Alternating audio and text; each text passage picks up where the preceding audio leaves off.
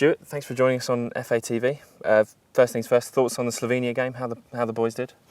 Well, it's certainly an improvement on performance. There's no doubt about that. The first two, not necessarily the first one against the USA. I think there was always going to be a nervous affair, but certainly the Algeria game, we felt as though as a group we didn't do ourselves justice, and we really need to put a performance on and win the game, which we've done both. We feel as though there's still a lot of improvement to be made, and I think that the one thing with the players is they're prepared to roll their sleeves up and improve every session, and obviously we've got a big game coming up at the weekend. How were the sessions after the Algeria game, the Sunday, the Monday, leading into Slovenia, knowing it was crunch match?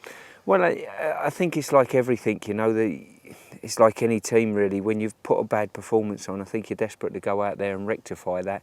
You have to put the seeds of doubt to one side, if you like. We're on a big stage here. It's the World Cup. We know that. We know there's pressures of the World Cup, but that's something you have to handle. Most of the players in our squad have played at the highest level at club football.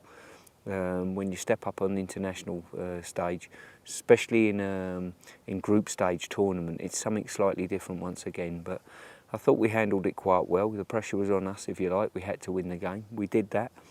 But we'll continually work to improve. We come out here with a notion that we're going to make an attempt at winning the tournament. We have 4 matches left to do so. A lot of the players I've spoken to, kind of going before last night and before the Algeria game as well, spoken about the quality, the standards in training. Fabio's spoken about it as well. Was it a case against Slovenia that we took a bit of that tempo from the training sessions into a match? Well, I don't think, Fabio stressed that to the players, and I've seen that with my own eyes, that the training's never been a problem. We were a little bit taken aback by the standard of play maybe against Algeria. We were disappointed, and the players were as well, and rightly so. Because what we'd seen in training, we've got a fantastic training camp here.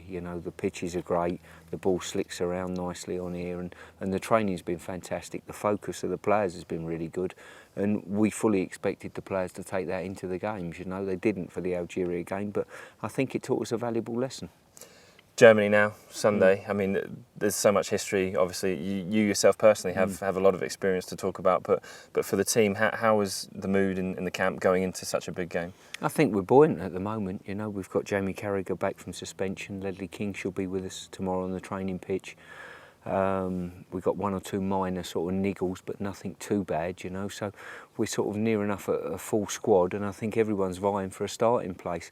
I looked yesterday, and after 3 matches we've used 19 players. That's when you come to these tournaments and you stress it to the players, it is a squad situation. You can only win a World Cup with a squad.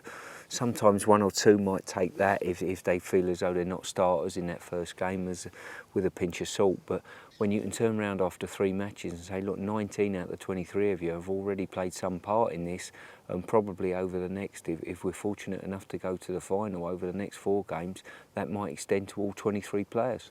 Obviously, last summer the under-21s met Germany in the final, and I think there's 6 players from that German team, the likes of Ozil, who scored their goal against Ghana. What were your experience of coming up against them in a tournament situation, lend England come Sunday? Well, I think from my point of view, my job at the FA primarily is under-21s manager, so to be here with the seniors and have the likes in our squad of the Joe Harts, the Milners, Aaron Lennons that have come through is fantastic for me. And obviously mirroring that, the Germans have obviously advanced 4, 5, 6 players, and certainly a few of those are actually in their first team at the moment, doing particularly well.